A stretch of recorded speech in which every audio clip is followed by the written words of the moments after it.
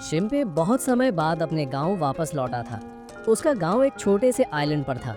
वो यहाँ अपनी दोस्त उशियो के अंतिम संस्कार में आया था। लेकिन गांव पहुंचने पर उसे पता चलता है कि यहाँ कोई ऐसी चीज है जो लोगों को मारकर उनकी जगह ले रही है, और उसी रहस्यमय चीज ने उसकी दोस्त को मारा है। समुद्र में चलते हुए एक जहाज पर शिंपे अपने फोन में लगा हुआ था कि तभी उसकी सुनहरे बालों वाली दोस्त उशियो ने अचानक उसे बुलाया। उसने शिंपे से आंखें बंद करने को कहा और फिर कुछ किया, लेकिन शिंपे को समझ नहीं आया कि वो क्या कर रही है। जब उसने आंखें खोली तो उशियो ने उससे पूछा कि उसे अपने गांव लौटे कितना टाइम हो गया। उसने कहा कि उसे तो 2 साल हो चुके हैं। ये बोलकर उशियो सीधा जहाज के डेक पर चले गई। शिंपे के मन में आया कि शायद इस बार उशियो भी उसके साथ लौटेगी, लेकिन ऐसा नहीं हुआ। उशियो मुस्कुराई और अलविदा कहती हुई बोली कि अब वो उसके साथ वापस नहीं जा सकती, और उम्मीद जताई कि शिंपे उसकी बहन मियो का ध्यान रखेगा। इतना कहकर उशियो उसकी आंखों के सामने से गायब हो गई, चाहे शिंपे कितना भी चिल्लाया और उसे रोकने की कोशिश की। अचानक शिंपे किसी नरम चीज से टकरा गया। पसीने पसीने होते हुए उसने ऊपर देखा तो पता चला कि ये सब तो बस एक सपना था। घबराकर उसने सामने बैठी लड़की से माफी मांगी, लेकिन अगले ही पल उसे जोरदार थप्पड़ पड़ गया। इस घटना के बाद शिंपे उस सीट पर बैठ नहीं पाया और दूसरी जगह जाकर खड़ा हो गया। खुद को शांत करने के लिए बार बार समझा रहा था। सोचते सोचते उसे याद आया कि उसे पहले कभी थप्पड़ नहीं पड़ा था। ये इंसिडेंट उसके लिए बिल्कुल नया था। तभी जहाज पर अनाउंसमेंट हुई कि वो आखिरी स्टेशन पर पहुंचने वाले हैं। वाकायामा नाम का एक छोटा सा कस्बा जो कि किटिन स्ट्रेट पर बसा है। यहाँ की आबादी सिर्फ 700 के करीब है और लोकल स्पेशलिटी है ब्लैक स्क्विड। ये एक छोटा सा टूरिस्ट आइलैंड है और शिंपे यहीं वापस आया था अपने होम टाउन लगभग 2 साल बाद, अपने बचपन के दोस्त उशियो के अंतिम संस्कार में शामिल होने। गहरी सांस लेते हुए शिंपे अपना सामान खींचकर आगे बढ़ ही रहा था कि तभी ऊपर की ढलान से एक लड़की साइकिल पर तेजी से आती हुई उसका नाम पुकारने लगी। लड़की कंट्रोल नहीं कर पाई और सीधे समंदर में गिर गई। ये मियो थी, उशियो की छोटी बहन। शिंपे को हैरानी हुई कि बहन की गुजर जाने के सिर्फ 1 दिन बाद भी मियो उसी मूड में है जैसे वो पहले हुआ करती थी। उसने फौरन हाथ बढ़ाकर मियो को बाहर निकाला और दोनों घर की ओर चल दिए। चलते चलते मियो ने शिंपे से उसके टोक्यो के एक्सपीरियंस के बारे में पूछा, लेकिन शिंपे के पास बताने को ज्यादा कुछ नहीं था क्योंकि वो ज्यादा घूम फिर नहीं पाया था। ये सुनकर मियो जोर से हंस पड़ी और बोली कि 2 साल पहले की तुलना में अब उसकी जापानीज काफी सुधर गई है। ये सुनकर शिंपे शर्मा गया। बातों बातों में दोनों घर पहुंचे। अंदर अंतिम संस्कार का माहौल था। उशियो की फोटो फ्रेम में रखी थी और उसका शव ताबूत में रखा हुआ था। चारों तरफ रिश्तेदार और गांव वाले बैठे थे। शिंपे के हाथ में फूल था और उसके जहन में पुरानी यादें ताज़ा हो गई। 10 साल पहले जब उसके माँ बाप का देहांत हो गया था तब उशियो के परिवार ने ही उसे अपना लिया था। सब साथ रहते थे और जिंदगी बहुत खुशहाल थी। यही परिवार शिंपे के लिए सब कुछ था। 2 साल पहले जब वो टोक्यो जाने की तैयारी कर रहा था तब उशियो ने उससे कहा था कि वो उसके लिए करी बनाए।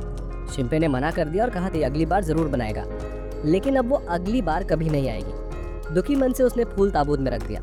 इसी बीच लोग आपस में उशियो की मौत के बारे में फुसफुसा रहे थे। तभी अचानक कैमरे की फ्लैश चमकी। किसी ने फोटो खींच ली जबकि वहाँ फोटो लेना मना था। शिंपे पलटकर पूछने ही वाला था कि उसका दोस्त सौ रोता हुआ उसके गले लग गया। सौ ने बताया कि उशियो की मौत कैसी हुई। वो एक बच्चे को डूबने से बचाने की कोशिश में खुद लहरों में बह गई। सौ वही मौजूद था लेकिन वो उसे बचा नहीं पाया। खुद को दोषी मानते हुए वो फूट फूट कर रो रहा था। उसने शिंपे से कहा कि उसे चाहे मार ले, वो सब झेल लेगा, लेकिन शिंपे ने उसे नहीं मारा, बस कंधे पर हाथ रखकर उसे चुप कराया। अब जो हो चुका था उसे मारने पीटने से कुछ नहीं बदलने वाला था। थोड़ा संभलने के बाद शिंपे ने सौ से पूछा कि उसके पिता ने उशियो का पोस्टमार्टम क्यों किया, क्या वो डूबकर नहीं मरी थी। ये सुनते ही सौ ने उसकी नज़र सामने खड़ी छोटी लड़की की तरफ डाली। वो लड़की थी शियोरी, कोबा सुपरमार्केट की मालिक की बेटी, वही छोटी बच्ची जिसे उशियो ने बचाया था।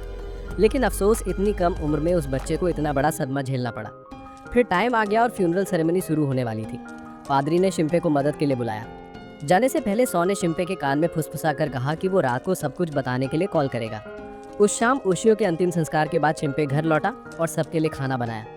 इस बार उसने करी बनाई और यहाँ तक कि उशियो के लिए भी एक हिस्सा रखा, भले ही अब वो यहाँ नहीं थी।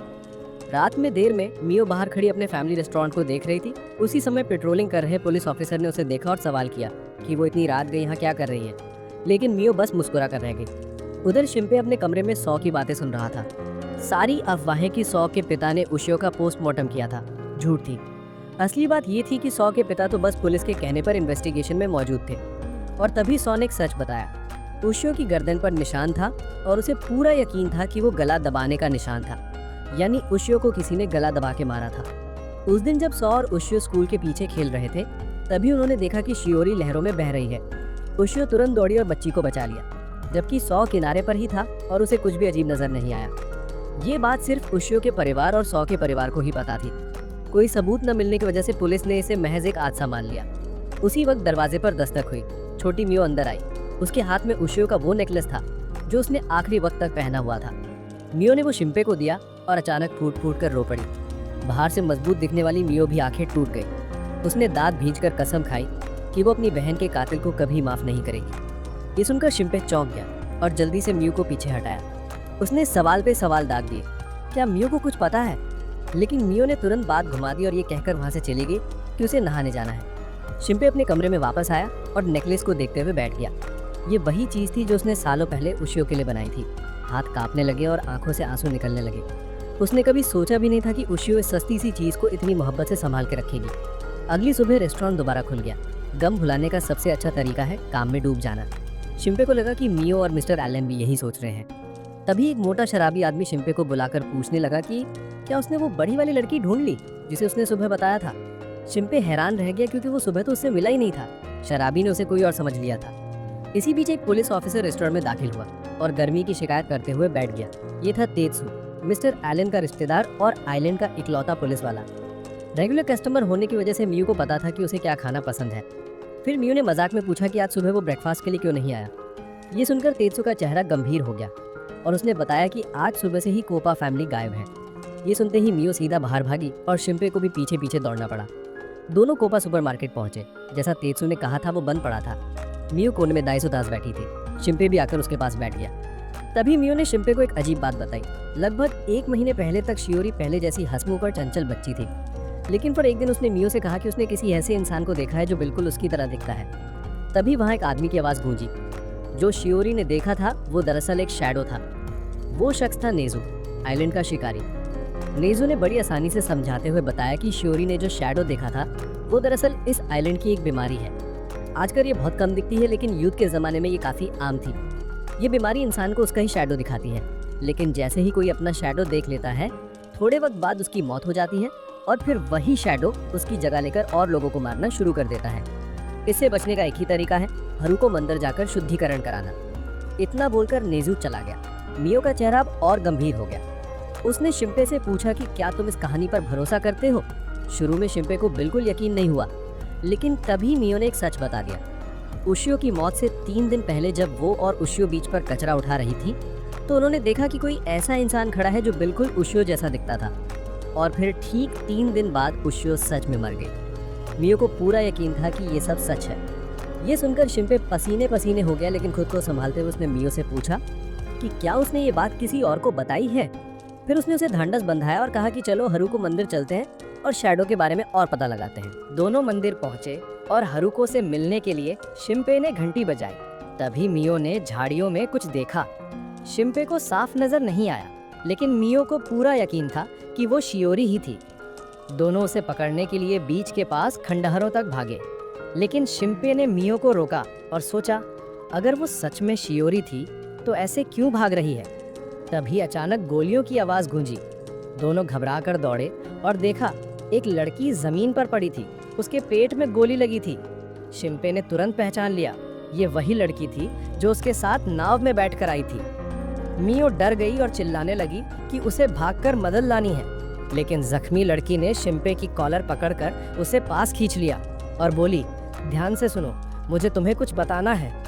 लेकिन इससे पहले कि वो कुछ कह पाती, एक और गोली चली और सीधा उसके सिर में लग गई। शिम्पे ने डरते डरते पीछे देखा तो दंग रह गया। मियो को किसी ने बंधक बना रखा था और वो कोई और नहीं बल्कि दूसरी मियो थी। उसके हाथ में बंदूक थी और वो मुस्कुराते हुए ट्रिगर दबा देती है। मियो की मौत हो जाती है और अगले ही पल शिम्पे भी मारा जाता है। शिम्पे कुछ कर ही नहीं पाता, बस चीखते हुए मियो का नाम पुकारता है। अचानक उसकी आंख खुली और वो फिर से उसी चश्मे वाली औरत की छाती से टकरा गया जो नाव पर बैठी थी। लेकिन इस बार टाइमलाइन अलग थी, लगभग 3 दिन पहले की, जब उशियो का एक्सीडेंट हुआ था। मियो अपनी गोद में शियोरी को पकड़े खड़ी थी और सामने सौ उशियो को बचाने की कोशिश कर रहा था। उसके माथे से पसीना बह रहा था। वो दिल की धड़कन वापस लाने की कोशिश कर रहा था। उसने टीको को चिल्लाकर कहा कि स्कूल भागकर डिफिब्रिलेटर ले आओ। शिंपे वहीं मियो के पास खड़ा था, खुद हैरान कि आखिर वो ये सब देख कैसे पा रहा है। फिर जैसे ही उसने आवाज लगाई, वो दोबारा नाव पर चश्मे वाली औरत की छाती से टकरा गया। शिंपे लाल चेहरा लिए जल्दी जल्दी माफी मांगने लगा और फिर से जोरदार थप्पड़ पड़ गया। लेकिन इस बार उस औरत ने उससे पूछ लिया कि तुमने जो डरावना सपना देखा उसमें क्या था। शिंपे हक्का बक्का रह गया। उसके दिमाग में तुरंत वही सीन घूम गया। वो औरत पेड़ के सहारे गिरी हुई थी और गोली लगी थी। उसने हिम्मत करके पूछा, क्या तुम्हें कभी गोली लगी थी? औरत के हैरान चेहरे को देखकर शिंपे समझ गया कि जवाब साफ है। उसने सिर खुजाते हुए कहा, ओह सॉरी, मैंने तुम्हें किसी और समझ लिया। फिर अपना बैग उठाकर मोबाइल निकाला और दंग रह गया। आज की तारीख अभी भी 22 जुलाई ही थी, लेकिन उसे तो साफ याद था कि 23 जुलाई को वो मियो के साथ हारुको से मिलने गया था। शिंपे ने सिर पकड़ लिया और खुद को समझाने लगा कि ये सब बस एक बुरा सपना है। उसने मन बहलाने के लिए ऑनलाइन एक नॉवल खोली। ये थी द स्वैन्स मैन, उसके शहर में मशहूर हॉरर नॉवल। इस कहानी में एक लड़की को ये ख्याल सताता रहता है कि उसके दोस्तों और रिश्तेदारों की जगह कोई नकली कॉपीज ले रही हैं। शिंपे ने खुद को समझाया कि शायद इसी हॉरर नॉवल की वजह से मैंने ये डरावना सपना देख लिया, बस इतना ही। बोट आखिरकार किनारे लग गई। शिंपे ने अपना सूटकेस नीचे उतारा और गहरी सांस लेकर खुद को संभालने की कोशिश की। ऐसे टाइम पे उसे थोड़ा ठहर कर सोचना पड़ता था, लेकिन उसके दिमाग में अब भी वो डरावना सपना घूम रहा था। उसे लग रहा था जैसे सब कुछ सच में हो चुका हो। जैसे ही उसने सामान खींचना शुरू किया, तभी मियो की आवाज़ आई।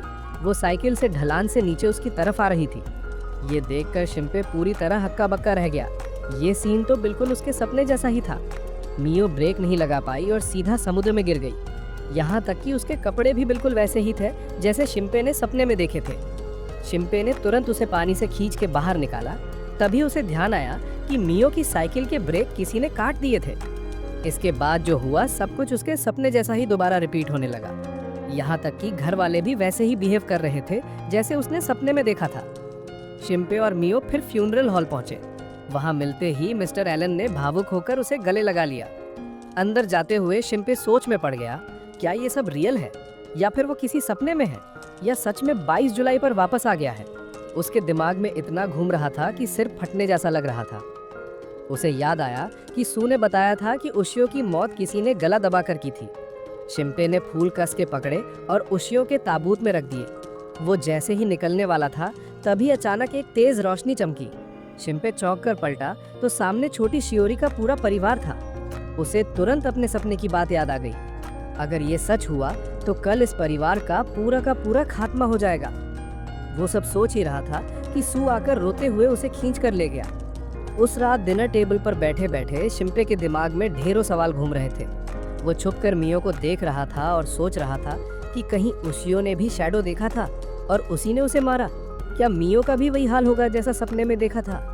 खाने पर उसका ध्यान ही नहीं था। मिस्टर एलन ने पूछा तो बहाना बनाकर वो बाहर चला गया। बाहर खड़े होकर उसने वही सीन याद किया जब मियो साइकिल पर आई थी और उसके ब्रेक कटे हुए थे। आखिर किसने ऐसा किया होगा? इतने सारे सवाल और कोई जवाब नहीं। इसी कंफ्यूजन में उसका दम घुटने लगा। तभी अंकल टेत्सू की आवाज आई। शिंपे चौंक कर उनकी तरफ देखने लगा। अंकल टेत्सू छोटी मियो से पूछ रहे थे कि वो अपने ही घर के सामने क्यों खड़ी है। ये देखकर शिंपे का चेहरा सफेद पड़ गया। मियो यहाँ बाहर कैसे हो सकती है? लेकिन ये शौक खत्म भी नहीं हुआ कि दूसरा बड़ा झटका लग गया। मियो ने अचानक चाकू निकाला और सीधा अंकल टेत्सू का कत्ल कर दिया, वो भी शिंपे के सामने। अब शिंपे को यकीन हो गया ये असली मियो नहीं है, ये तो उसकी परछाई यानी शैडो है। फेक मियो ने तुरंत अपने शैडो को कंट्रोल किया और पलक झपकते ही अंकल टेत्सू की हूबहू कॉपी बना दी। उनकी शक्ल, आवाज, यहाँ तक कि पूरा नेचर तक। फिर नकली मियो ने अंकल टेत्सू को हुक्म दिया कि अब से वो असली ऑफिसर टेत्सू बनकर घूमे और उससे बंदूक भी वापस ले ली।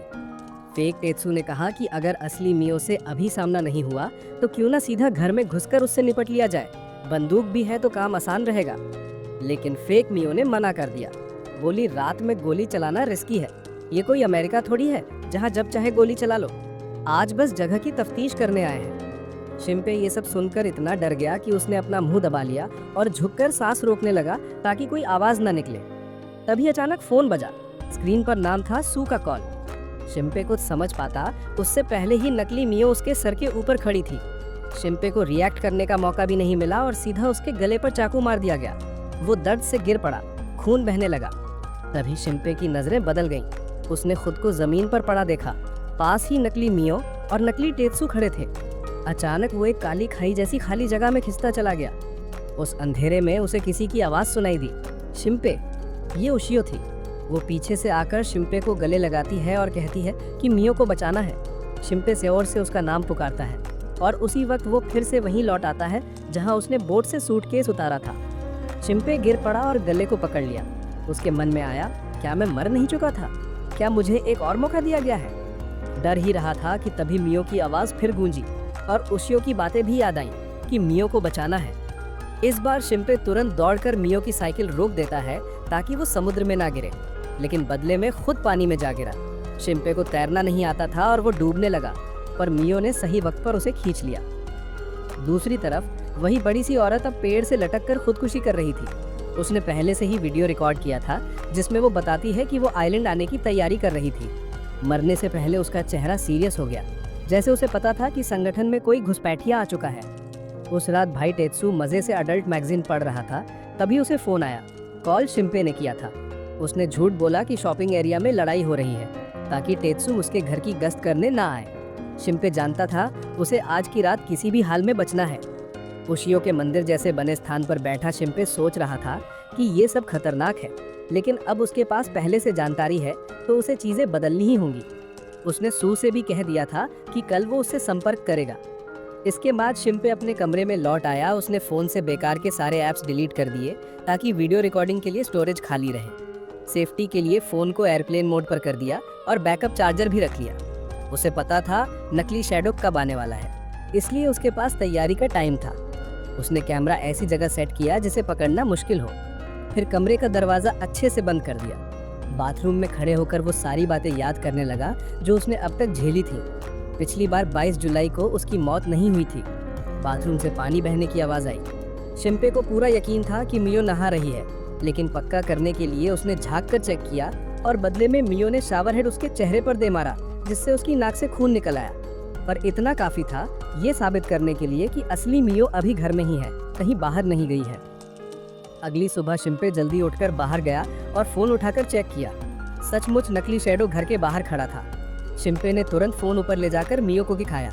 वो वीडियो देखकर मियो डर गई क्योंकि उसमें उसकी कॉपी चाकू लिए खड़ी थी। अब उसे यकीन हो गया था कि वही उसे मारने आई है। फिर मियो ने शिंपे को बताया कि मरने से पहले उशियो ने भी शैडो का सामना किया था। मियो अचानक उठ खड़ी हुई और शिंपे का हाथ पकड़ लिया। उसने कहा कि अगर शैडो सच में है तो छोटी शियोरी भी खतरे में हो सकती है, हमें उसे तुरंत बताना होगा।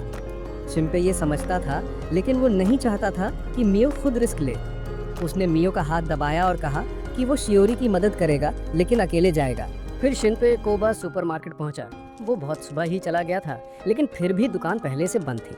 उसने गहरी सांस ली। सब कुछ अब भी वैसा ही था, वो उसे बदल नहीं पा रहा था। तभी पीछे से एक औरत की आवाज आई। ये मिसेस शियोमी थी, जिन्होंने शिंपे को दुकान के सामने खड़े देख लिया। शिंपे को चीरते हुए मिसेस शियोमी बोली कि शहर में रहकर तो बिल्कुल ही लापरवाह हो गया है, यहाँ तो सामान खरीदने की जगह भी नहीं मिल रही। तभी उनकी नजर पड़ी कि कोबा स्टोर बिना किसी नोटिस के बंद है।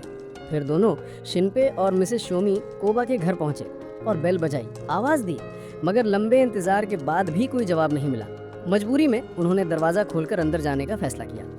घर के अंदर खाना अब भी टेबल पर रखा था, टीवी चल रहा था, लेकिन पूरा परिवार गायब था। शिंपे और मिसेस शियोमी ने अलग अलग होकर घर में तलाश शुरू की। तभी शिंपे ने जमीन और सोफे पर काले धब्बे देखे। उसका माथा पसीने से भीग गया, क्योंकि ये काम सिर्फ शैडो का हो सकता है। कल ही उसने तेत्सु की शैडो को इसी तरह किसी को गायब करते देखा था। अब शिंपे के दिमाग में दो बातें चल रही थीं। एक तरफ वो दूसरों को बचाना चाहता था, दूसरी तरफ उसे डर था क्योंकि सामने वाला इंसान नहीं बल्कि ये खतरनाक दानव था।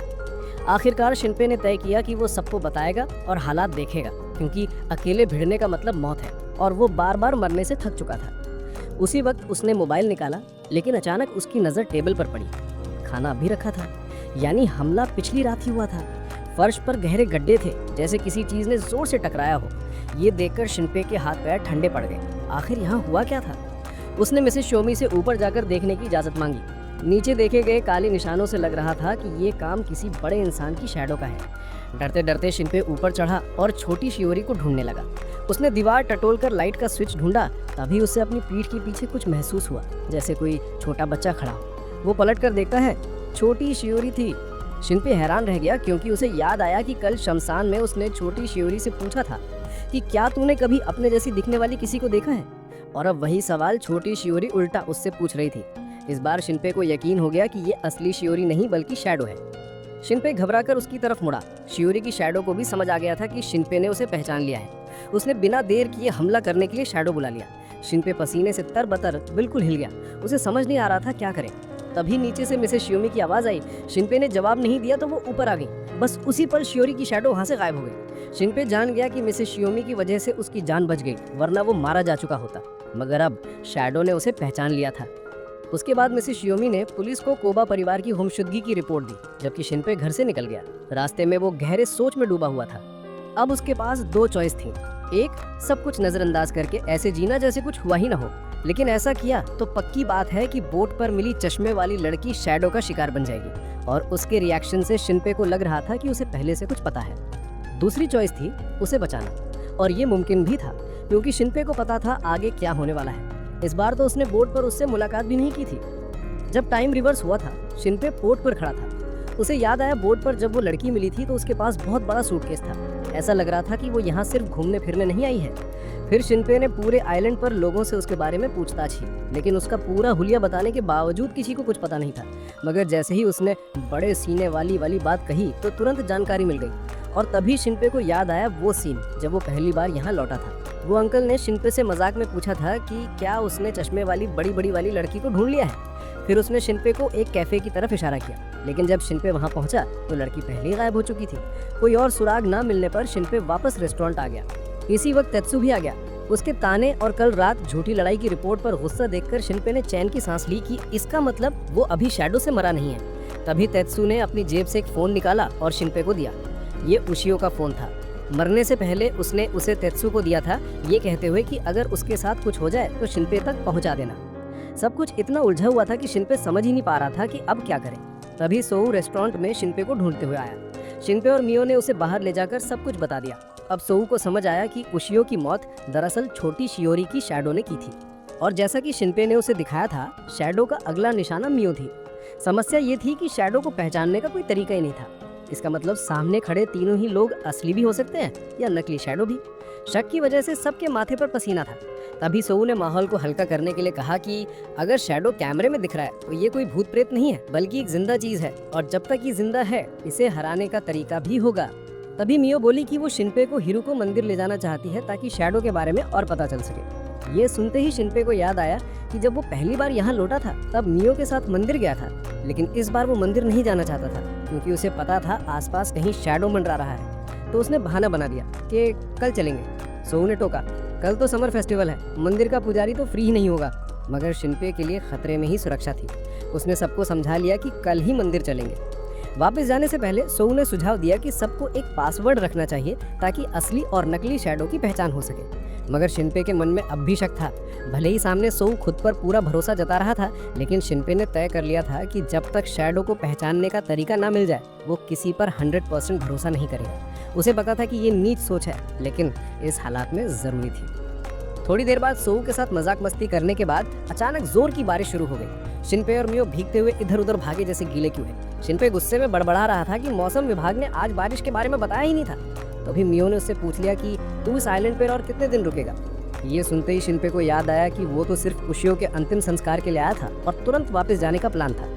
ये सुनकर मियो का चेहरा उदास हो गया। उसने कहा, काश तू हमेशा यहीं रह पाता। फिर उसने वो शंख का लॉकेट शिनपे को वापस दे दिया कि ये तू ही रख। बारिश रुकने के बाद दोनों घर लौट आए। कमरे में बैठकर शिनपे उशियो के फोन का पासवर्ड गैस करने लगा। उसने उशियो का बर्थडे भी डाली, लेकिन पासवर्ड गलत निकला। वो बार बार कोशिश कर रहा था कि तभी दरवाजे पर दस्तक हुई। शिनपे घबरा गया कि कहीं शैडो तो नहीं आ गया, लेकिन नहीं, ये तो सोऊ और टोकीको थे जो उसे समर फेस्टिवल में बुलाने आए थे। दोनों ने खूबसूरत युकाटा पहनी थी। मियो भी युकाटा में आई तो शिनपे थोड़ा हैरान रह गया। सोऊ शिनपे को किनारे ले गया और धीरे से बोला, मेरे पास शैडो को पहचानने का तरीका है, पर मैं श्योर नहीं हूँ ये काम करेगा या नहीं। सब कुछ भुला के उन्होंने फेस्टिवल का मजा लेना शुरू किया। मियो और टोकीको तो मस्ती में लगे थे पर सोहू और शिनपे एक साइड में बैठकर लोगों को देख रहे थे। तब शिनपे ने धीरे से कहा, मैं 2 साल तक इस आइलैंड से दूर था। लगा था मैं मैच्योर हो गया हूँ, पर अब लगता है कुछ नहीं बदला। उसके चेहरे पर उदासी देखकर सोहू गुस्सा हो गया। उसने कहा, उशियो की मौत तेरी गलती नहीं थी और अब तुझे मियो को बचाना है। अपने आप को इतना मत दोष दे। तभी टोकिको और मियो उनके पास आ गई। मियो ने मजाक में सोहू को बताया कि शिनपे उसके बाथरूम में घुस गया था। सोहू ने उसका गला पकड़कर झूठ मूठ का गुस्सा दिखाया, फिर सब हंस पड़े। उसने सबको याद दिलाया कि अभी उन्हें टेम्पल भी जाना है। फायरवर्क्स के खत्म होते ही उन्हें एबर्ट से मिलना था, पर उसी वक्त एक ब्लॉन्ड लड़की आई और शिनपे के पास से गुजरी। उसके चेहरे को देखकर वो एकदम रुक गया। वो उशियो जैसी लग रही थी। शिनपे पागलों की तरह उसके पीछे दौड़ पड़ा और समंदर के किनारे तक पहुंच गया। फायरवर्क्स की रोशनी में उसने देखा वो लड़की सच में उशियो थी। वो पानी में खड़ी मुस्कुरा रही थी और अगले ही पल में दौड़कर उसने शिनपे को जोर से गले लगा लिया। तू वापस कब आया बिना बताए? उसने हंसी के साथ पूछा। शिनपे का ध्यान तुरंत उसके गले में लटके शेल नेकलेस पर गया। ये तो मियो ने उसे दे दिया था। तब उसने खुद को संभाला और कहा, तू उशियो नहीं है। उशियो तो 2 दिन पहले मर चुकी है। उशियो मुस्कुराई और बोली, मैं यहाँ हूँ ना, वो भी जिंदा। शिनपे ने सर हिलाकर मना किया, नहीं, तू एक शैडो है।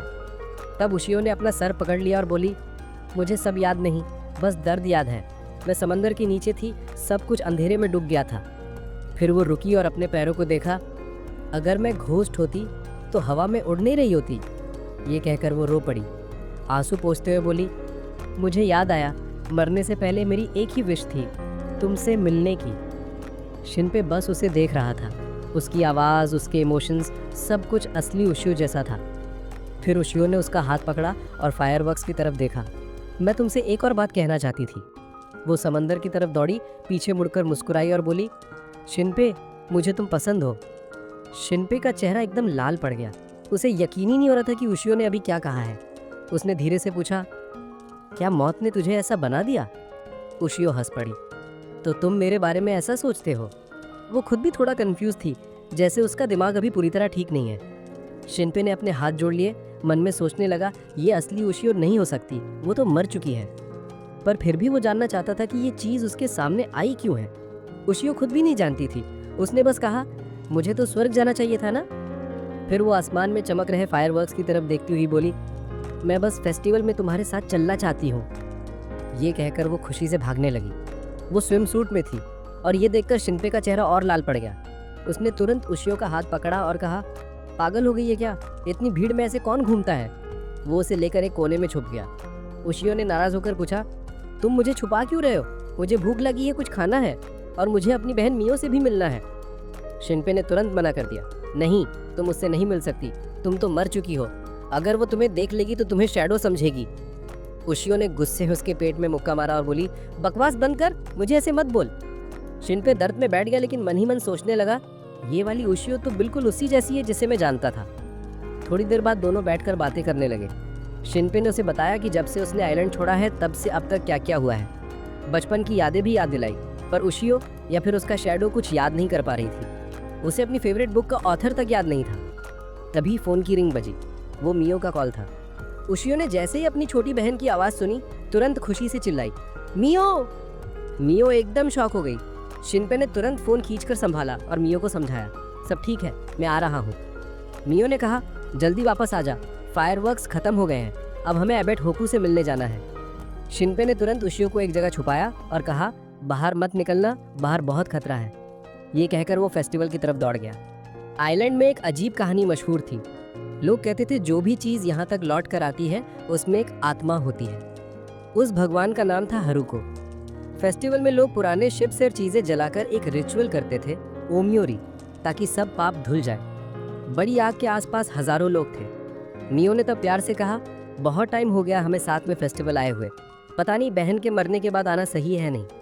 फिर उसने मुस्कुराते हुए कहा, पर मुझे लगता है उशियो होती तो वो भी आना चाहती। तब सोऊ ने मियो को साइड में ले जाकर उससे कुछ बात करने लगा। शिनपे और टोकिको एक तरफ खड़े थे। टोकिको ने धीरे से कहा, सोऊ ने डिसाइड कर लिया है, वो आज रात मियो को अपने दिल की बात बता देगा। शिनपे ये सुनकर थोड़ा हैरान हुआ, फिर बोला, बस उसकी विश पूरी हो जाए। टोकिको ने हल्की सी मुस्कुराहट के साथ कहा, मुझे नहीं लगता, क्योंकि मियो के दिल में पहले से कोई और है। तभी सोऊ जोर से चिल्लाया, शिनपे, टोकिको जल्दी इधर आओ। उसने अपनी पूरी हिम्मत जोड़कर मियो को सच में कन्फेस कर दिया था। सोऊ के कन्फेशन सुनकर शिनपे और टोकी को दोनों के मुंह खुले के खुले रह गए। मियो भी एकदम शर्मा गई थी, उसका चेहरा पूरा लाल पड़ गया था, लेकिन उसने अपने आप को संभाला और सोऊ का प्रपोजल सीधा रिजेक्ट कर दिया। तभी अचानक से एक मास्क्ड इंसान उनके पीछे आया। जैसे ही उसने देखा वो तुरंत समझ गया कि ये तो उशियो है। उशियो ने सोचा था मास्क पहनकर कोई उसे पहचान नहीं पाएगा, पर सोऊ और मियो ने उसकी आवाज़ सुनकर ही उसे पहचान लिया था। पकड़े जाने के बाद उशियो ने मास्क उतार दिया और मुस्कुराते हुए कहा, वाह मियो, तू तो युकाटा में बहुत सुंदर लग रही है। लेकिन मियो का चेहरा गुस्से और डर से भर गया। वो चीख कर बोली, तू मेरी बहन नहीं है, तू तो एक मॉन्स्टर है। इसी वक्त शिनपे आगे बढ़कर उशियो के पास गया। मियो डर गई। उसने चिल्लाते हुए कहा, शिनपे, उसके पास मत जा, वो एक शैडो है। लेकिन शिनपे के चेहरे पर कोई डर नहीं था। उसने उशियो का हाथ जोर से पकड़ लिया, इतना जोर से कि उशियो दर्द से कराह उठी। और तब शिनपे ने एक ऐसी बात कही जिससे सबके होश उड़ गए। सोऊ तुरंत समझ गया, ये तो असली शिनपे नहीं है, वो तो एक शैडो था। असली शिनपे अब सीढ़ियां चढ़कर वापस आ रहा था। तभी उसके सामने एक फेक मियो आ खड़ी हो गई। उसके हाथ में खून से भरी छुरी थी। एक पल में वो उसके सामने टेलीपोर्ट हुई। उसने उसका गला पकड़कर हवा में उठा दिया। उसकी स्पीड और पावर इतनी ज्यादा थी कि शिनपे रिएक्ट भी नहीं कर पाया। फेक मियो ने धीरे से पूछा, तू पहले से सब कैसे जानता था? क्या किसी ने तुझे बता दिया? शिनपे एक पल के लिए हैरान रह गया। कोई ट्रेटर है क्या? तभी एक और इंसान सामने आया, फेक शिनपे, उसका शैडो कॉपी। उसके दिमाग में घुसकर उसके थॉट्स पढ़ रहा था। शिनपे ने समझा, ये तो बुरा हुआ, जब मैं शियोरी के घर गया था तभी मेरा कॉपी बन गया था। अगर शैडो को लूप के बारे में पता चल गया तो सब खत्म हो जाएगा। फेक शिनपे ने इसके थॉट्स में घुसकर सब समझ गया। उसने फेक मियो से कहा, उसे अभी मत मारो, मरने के बाद ये टाइम के साथ वापस आ जाता है, फिर हमसे लड़ने का तरीका ढूंढ लेगा। मियो ने छुरी नीचे कर ली। फेक शिनपे हंसकर बोला, बेचारा, आखिर में किसी को बचा भी नहीं पाया। फिर वो फेस्टिवल की तरफ दौड़ पड़ी, शिनपे को फेक मियो के साथ छोड़कर। शिनपे ने हिम्मत नहीं हारी, वो घिसटते हुए उनके पीछे भागने लगा। फेक मियो ने उसका हाथ तोड़ दिया, लेकिन वो फिर भी रुकने को तैयार नहीं था। और तभी एक तेज गोली की आवाज गूंजी। फेक मियो का सर झटके से पीछे झुक गया। उसके पीछे खड़ी थी वही लड़की जो शिनपे को बोट में मिली थी। उसने शॉटगन से उसके सिर में सीधा ब्लास्ट मार दिया। फेक मियो नीचे गिर पड़ी। शिनपे ने मुश्किल से सर उठाया और उस लड़की को पहचान गया। लड़की ने उसकी हालत देखकर थोड़ा हंसकर कहा, अरे यार, मैंने सोचा था आइलैंड का खाना ट्राई करूंगी, पर काम इतनी जल्दी मिल गया कि अब सिर्फ मॉन्स्टर्स ही मार रही हूँ। शिनपे दर्द से करा रहा था। इस मोमेंट पे मियो का शैडो शिनपे के सामने गिर गया, जिससे वो एकदम डर गया। दूसरी लड़की बिल्कुल शांत थी, जैसे उसे कुछ फर्क ही नहीं पड़ रहा हो। तभी पीछे से एक काला शैडो जमीन पर फिसलते हुए सीधा उसकी तरफ बढ़ा। हेड में गोली लगने के बाद भी फेक मियो अभी तक जिंदा थी। वही काली चीज जमीन से निकलकर फिर से सामने आई। हाथ में छुरा था और उसने चश्मे वाली लड़की को मारने के लिए छुरा उठाया, लेकिन पता नहीं कैसे वो तुरंत झुकी और एकदम घूमकर उसके अटैक से बच गई।